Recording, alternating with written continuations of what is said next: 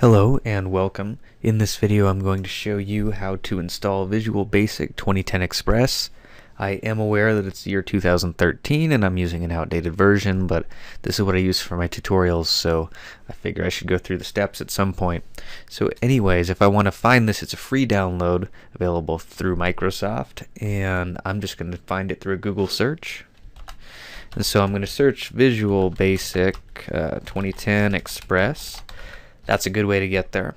And so the first link that comes up is right here. You can notice it's Microsoft's site. That kicks me over to this page, the Visual Studio Home. And so I am going to download 2010. They're going to encourage me to get 2012, but I don't. That's not what I'm looking for. I need to click on See Download Details. And up here is all the 2012 products, which is a very similar process. I'm going 2010 because, like I said, that's what I've been using. And you'll notice they make products for C++, C#. We're going to get the one for Visual Basic. So I'm going to click on that. Scroll down a bit. I'm going to select my language. Make your choice. I'm going with English. I'm going to click on Install Now, and this is just going to kick me over to an installer. I select Save. And this heads over to my downloads, right? So my downloads folder. I've got it sorted by date modified. And so here's VB_web. I'm going to double click on this file. I need some permission. This doesn't take that long, or at least it shouldn't. If it does, I'll fast forward the video, but I don't think so. Alright, so I've now sat through that dialog box. It took me about, or installer, it took about 30 seconds. And so I can choose to send information or not. Next. I have already read the terms of the agreement. You should read the terms as well. I click Next. Now I ask the question, do I want to insert MySQL Server 2008? Make your decision about whether you do or you don't. I'm not going to in this instance, and I'm going to install.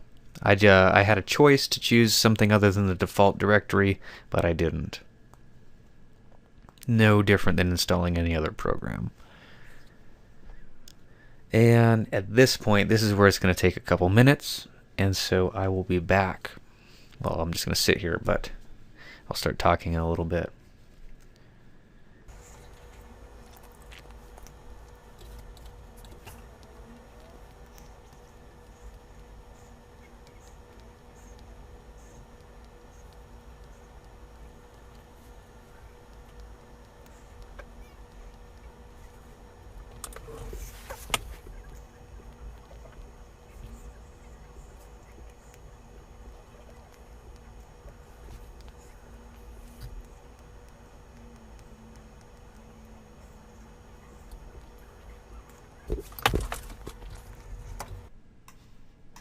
Alright, and it looks like we are done.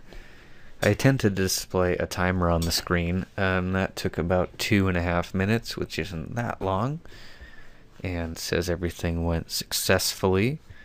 So I'm going to make sure that everything works as it should. So I'm ahead in here, let's go all programs. And you can see Visual Studio 2010 Express sitting right here.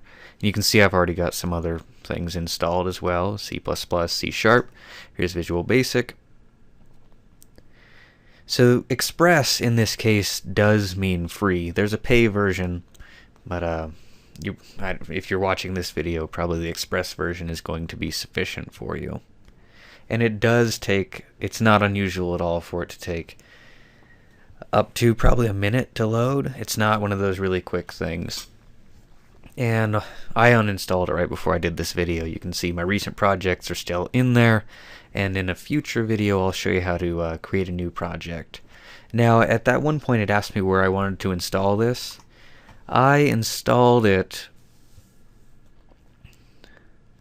It depends where you put yours. I'm using a network drive, so mine is in Documents, I believe, Visual Studio 2010, and my project files all by default end up in this folder called Projects. So depending on where you installed your program, you're going to have Visual Studio 2010 folder somewhere, And inside of that, you're going to have something called projects, and this is where all of those projects that you create get saved by default, which is important because you need to know where things are.